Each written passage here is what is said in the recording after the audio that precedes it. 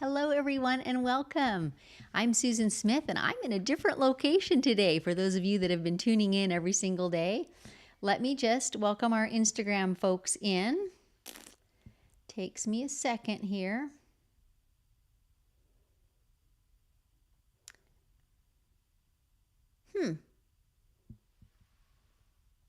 Where did my Instagram feed go? You know what? I think we're going to have to let that be because I don't want to take up your time hunting for that. So let me get back to my comments. There we go. Oh gosh, lots of you tuning in already. That's because I'm a little bit late. You can see that I'm in a different location, which I'll tell you about in a moment. So we had a few little things to figure out. Mary, Anita, Barbara, counting the days till the masterclass. Yay. Ambient Beauty. I should know your first name because you've been emailing me, but I'm sorry, I can't recall. Eugenia, Anson, Texas. Teresa. Terry. Rebecca, Sandy, Lynn, Jill, good. Debbie, Cindy Lou, Janice, Wendy. Awesome. Lots of you tuning in. So everything seems to be well for sound and camera, and I trust you'll let me know if it's not at some point. I can say hi in person today. Can you hear Mr. Producer? He's sitting beside me. So what we're doing is we have a friend who has a cabin, really a house, on the shores of Lake Coeur d'Alene. And we swap. I do quilting for her, and she lets us camp out at her cabin periodically for weekends. So just for cuz I went wandering around the house last night and I was counting the quilts in the cabin that I've quilted, and I got to 13. I'm not sure if I missed any or not. So that was kind of fun. Seeing you all tuning in, good. Trying to keep an eye on the comments in case we do have camera difficulties. And look, I'm holding a microphone back here and everything. It's all camouflaged. And I'm quilting today. I'm having a quilt retreat all by myself with Mr. Producer. But I wanted to take a few minutes today because I've been coming live on YouTube, Instagram, and Facebook every day. I did it for the whole month of April, and now we've done a couple of days into May, talking about all things machine quilting. Maybe not all things, but all the topics were related to machine quilting, some of them relating to domestic, a lot of them to long arm because that's where I quilt the most. Because this last week of April and including today, I have the enrollment open for my freehand quilting masterclass. So I've given you snippets about that, and many of you attended my workshop last week too, where I talked in more depth about it. But today's topic is, are we the right fit? I wanted, number one, to give you some opportunities to ask questions that I can answer in person. Lots of you have emailed me as well, and that works too. If you happen to be catching this as a replay, you can still email me too, support@stitchedbysusan.com. But it gives you an opportunity to ask those questions live if you want to. And I wanted to kind of highlight some things you may not expect. In other words, I don't want this to be a high-pressure sales pitch. This class isn't for everyone. So today I thought we'd go at it a little bit backwards and talk for a second about who it's not for, and then who it is a great fit for, and that will maybe help you if indeed you are on the fence and trying to make a decision. So first off, let me just say kind of what I am and my style of quilting, and then we'll go into those topics. Scrolling through comments quickly, just checking in here. A few of you are saying good morning to Mr. Producer, to Dave. It's so great. Okay, in general, I'm a long arm quilter for the most part. I'm kind of, polishing up my skills of quilting at my domestic machine as well in recent months. But my style of quilting definitely is the type of quilts that are family use quilts, couch quilts I often call them. So not terribly complicated or terribly intricate quilting. I enjoy doing that from time to time and know how to do it, but that's not my love, and that's not the style that I teach in the masterclass. It is very much about the idea of quilting freehand to begin with, but secondly, quilting overall texture and designs over entire quilts. So it's economical for time. It is all freehand, so it's all about memory and hand-eye coordination and those sorts of things. So it's not ruler work. It's not highly detailed custom quilting. Sprinkled into it is just a heap of my favorite tools and tricks that I've learned in my studio, and ways that will make your quilting as a whole work better for you, ways to square up quilts, things like that, practical things, because I'm a practical sort of gal. So that's kind of my style. So let's talk for a second now about who the Freehand Quilting Masterclass is not a good fit for. If you have never machine quilted a quilt before, this is not the ideal place for you to start. So for example, if you've never loaded a quilt onto the long arm rails and you have no idea how to do that, or how to check your tension, or how to load your bobbin thread, then this is not a great fit because I don't have those types of mechanical basics in the masterclass. You need to start with an earlier, more introductory class. Also, if you're a quilter who does computer-driven or digital designs and you absolutely love it and that's what you want to keep on doing, then this is probably not a good fit for you. Not everybody loves quilting freehand, so it's not for everyone. And I don't think I'm for everyone, frankly, either. I talk a lot, make faces, whatever.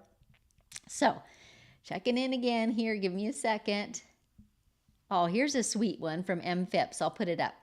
She's been a student before. This class is a great fit if you want to get rid of the fear of quilting, and she shows you how to have a fun time quilting. That is a great accolade, and I appreciate it. And in a lot of my promotional material, I talk about that.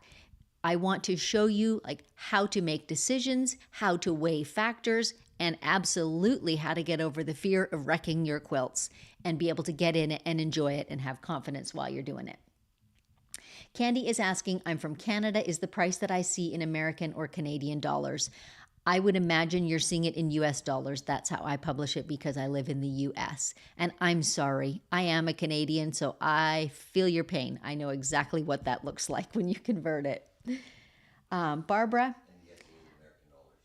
I've just finished a wool applique quilt. Let's just throw this up on the broadcast so you can all see it. At the end of your masterclass, will I have the tools to quilt it? I believe so, Barbara. So let's be really clear here. I won't at any point in the masterclass show you how to quilt a wool applique quilt. However, I firmly believe that practicing some of the foundational shapes and exercises that I show you gives you the skills. So I use the example so often because it's such an obvious one, even to beginners. When you quilt loops, which are the focus of Module 1, round, plump, circular loops, and you learn how to do that well and be in control of your machine, then when you go off to your wool applique quilt, you'll be able to quilt, for example, tiny pebbles or fancy clam shells, but you'll know how to quilt round things. So that skill will stand you in good stead. I personally don't believe that you have to quilt custom quilts all the time in order to build a skill set or even practice custom quilting. This daily, everyday quilting done with intention and purposefully will give you all the control of your machine and the skills that you need. That's my opinion on that one. Trish, let me just scroll back to see if there are any more actual questions. Laura's getting her practice pieces together. So good. I'm recognizing lots of the names here that have already signed up for the masterclass, so that's lovely. And if you still have questions about it, this is the forum for it. I'm happy to answer them. Looks like we've just got greetings. Okay, so we've talked a wee bit then about who this class is not a good fit for. Let's talk about who it is a great fit for. It's a great fit if you've done a bit of quilting, but you only know one or two things and you just quilt the same thing over and over and over again and you don't know how to break out of that. Or what should you try next? What's a good one to learn with? What's a good one that you can learn variations of maybe and quickly have 4 or 5 or 10 different choices that you can put on a little boy's quilt or a little girl's quilt or a veteran's quilt, right? To have some different styles at your fingertips. It's a great fit for you. And that's kind of one of my focuses throughout is I wanted the whole selection of designs that I teach to be a broad repertoire. So they're not all florals and they're not all swirls and they're not all contemporary and geometric. You've got a smattering of all kinds of things. For one thing, because then you've got this baseline of designs you can put on all different quilts. And for another, I think it sparks your imagination because I want you to go out and create your own designs too. And just seeing the possibilities from something as simple as the humble loop, which we are really going to take out for a spin in Module 1 and do a lot of different things with it, you'll see how many variations are out there. It's endless. So it'll be a springboard for you too. I see a bunch of comments coming in. Let me just catch up to them. Zarina, all I do is ruler work now. Can't wait to start this signing up today. Awesome. You bring up a great point though, Zarina. This is also not a good fit if you're looking for ruler work. There is not ruler work contained in this masterclass at this time. It is literally free motion doodling style of quilting. One feature I would like to point out, though, that is a new addition this year. This is my third year offering this masterclass, and always the demos have been done only at my long arm, but this year we have re-recorded all of the videos. So the ones at the long arm, but we've added videos of me quilting them out at my domestic sewing machine. So if you've been thinking, gosh, I just don't know how this applies, like how do I apply this to my quilts when I'm working at my domestic or my sit-down long arm, now I'm going to show you those. So there's lots more video content. And by the way, every student who's ever been in the masterclass will receive all the new updates, and all of you get both. So you get the long arm and the, it's not like you have to buy one or the other or choose. You get all the videos. And I encourage you to watch them all. They're done in a casual format because that's kind of who I am. So I say some different things when I'm quilting at the long arm than when I'm quilting at the domestic. And so it would behoove you, I think, no matter which way you quilt, to watch both because you might pick up snippets in both of them. Gaynor is asking, what lovely vintage machine do I see there? I should introduce her. Her name is Carrie. I name all my machines, and they usually have something to do with how I acquired them. And I bought this machine from a couple who do restoration, and their names were Roy and Carrie. So my machine's name is Carrie. It's a Singer 301, and it's my go-to travel machine. I have a lovely little case on wheels that I got at a garage sale for $5, and it just slips right in there, and there's all kinds of pockets for the goodies. Look at all my fabrics. Can I even show you? Like, look at all these caramely golden fabrics. And, because I know you guys want to know, let me just show you my pattern. This is what I call a quilt pattern. This is a Susan sketch. Can you see it? There you go. It's a printout of a piece of paper with my idea for my quilt, but it's white in these golden caramel yellows. So that's what I'm working on this weekend. Debbie, I just quilted a baby quilt for my first grandchild. I used a pantograph. Hopefully it's the last panto for a while. I'm looking forward to quilting from the front of the machine. You bring up another good point, Debbie. For those of you who have only quilted pantographs, you maybe don't know the freedom that there is in standing at the front of the machine and being able to see your design come to life. And I mean, that's one good point. One remedial point is that you can also see any issues in the quilt and address them as you're quilting. In the first module, I talk about, I think I give 6 or 7 solid reasons why I love freehand quilting. And one of them is when you're standing at the front of the machine, seeing everything as it's coming by, you can deal with, like, what if a seam is coming undone? Or what if there's a super bulky seam allowance and your hopper foot bumps up against it? You can't deal with that very well from the back of the machine. Things can happen that you then have to go undo and fix. So front of the machine for me, and I hope I convert all of you to that. Eugenia, I have a gifted quilt top on my long arm I plan to use for the masterclass. I've watched you for a while and love the freedom that you display online. Well, thank you for that. And I certainly do try throughout the class and throughout my YouTube channel in general. I try to be honest about what my studio looks like, what problems look like, the reality of quilting. Because it's not all fun and games, but it sure is rewarding. Kate, my first time catching a live. Darlene is asking, when does the class start? If I can't start that day, will it be on video? Yes, to both. May 6th is when Module 1 drops, so that's next Monday.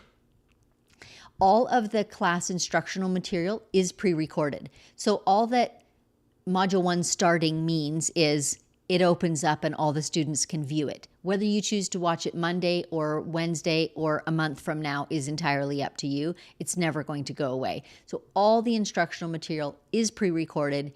The modules open up 1 per week till all 6 are open, and then they're yours. So you just log in. You use your email and a password, and you log in at any time. You can go back and view it anytime, as often as you want.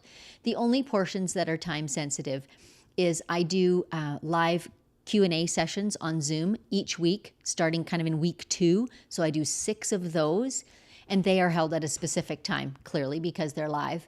However, if you can't attend them live, they're recorded and uploaded into the course as well, so you can find them in the same place. There's like a chapter with the Q&A sessions, and you can even email me questions, and I can go ahead and answer them, even if you have to come back and watch it later.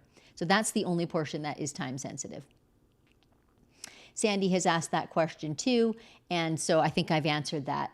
Live like this or videos to review, mostly videos, so that you can go back, you can rewind it, you can pause it while you're quilting, all those things while you're watching it.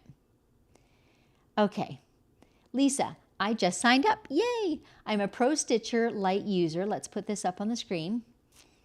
Pro Stitcher is a particular brand of digital quilting, computerized quilting. I want to combine that with some free motion in various parts of quilts. Seem reasonable? And after practicing, hope that free motion it is. That absolutely seems reasonable. Going back to what my focus is, my focus in the class is definitely laying this quilting over the whole quilt top. But there are little snippets in it where I talk about how you can take these designs and, maybe quilt them in a smaller scale or fit them in as background fillers or small areas or things like that. So absolutely yes. What this will do for you is advance your control of your machine, making everything quilt easier, right? Sue, I signed up on the wait list but haven't heard anything about it till I saw this live feed. I believe I emailed you last night, Sue, but I'll go back and check and look for that because I recognize your name. And we'll resolve that for you. Another Susan, good afternoon. I took the masterclass 2 sessions ago. It gave me more confidence not only in freehand quilting, but also in my ruler work to just try it. Thank you. I hope that I, as a person, inspire you to just try things. That's certainly how I learned quilting. There were not very many YouTube episodes, and I'm not aware of any online courses that existed when I started. So I just started. I just fished out any ruler that I had. In fact, my first quilt that had a lot of ruler work on it, I didn't even have a proper long arm ruler. I had one of those add a quarter rulers that's really fat on one side, and I did a whole 80-inch square custom quilt with that ruler. I just started. I didn't really know any better, and here we are. Another Susan. You Susans are great. It's great and worth every penny and every minute of your time. I appreciate that. Kirsten. But you have a masterclass in October also, right? That is true. I generally run this in April and October. It is subject to life, so I don't make absolute promises, but that is my intention, is to run it again in October. Nita, what time will the Zooms be offered? Nita, I've set them up for 8 a.m. and 5 p.m. Pacific time, so they alternate, because I do have people around the world taking the class, and so hopefully everyone then can catch one or the other reasonably well. So 8 a.m. and 5 p.m. Pacific time is when I do those. Simply Spoiled. I just got Pro Stitcher Lite for my Moxie. I'd mainly just done ruler work, but I really would learn to be consistent with freehand quilting. I signed up last night. Super excited. I am so glad.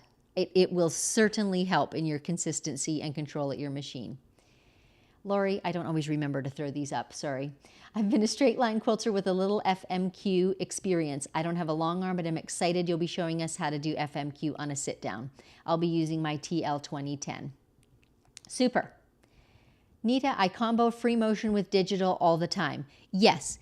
And I meant to say, actually, Jody Robinson is a quilter that I admire a great deal that does a lot of that. Her style is quite contemporary, but she does a lot of that kind of laying down some framework, if you will, with the digital computer-driven system, and then she fills it in with her incredible, incredible free motion quilting. It's very cool. Gaynor, looking forward to learning how to move around the quilt and not get stuck in a corner and having to break thread. This is where I struggle. I got some great tips for you on that because that's what I do all the time. So I've worked out some good systems for that. Ambient Beauty, Francesca, now I remember your first name. Mary, love all the classes. Okay, I'm just kind of scrolling through because it looks like there's quite a few more and I want to make sure I catch if there are any questions actually. October will be great. I love this one. Kirsten, October will be great. I'll be retired then and have all the time. Yay! Oh, no, that is the end of them. Okay, good. Well, I'll give you a couple more details and then I'll check the comments one more time. There's a bit of delay in them, so I like to kind of wait a minute to get them all. If you're interested in signing up for the masterclass, easiest way is go to my website, stitchedbysusan.com. There's a classes tab. Also, if you've been receiving emails the last day or two, even this morning one went out to my whole newsletter email list, there's links in there at which you can sign up as well. There is a one-time payment option and there is a 3 equal monthly payments option. So hopefully that covers some of the bases for you.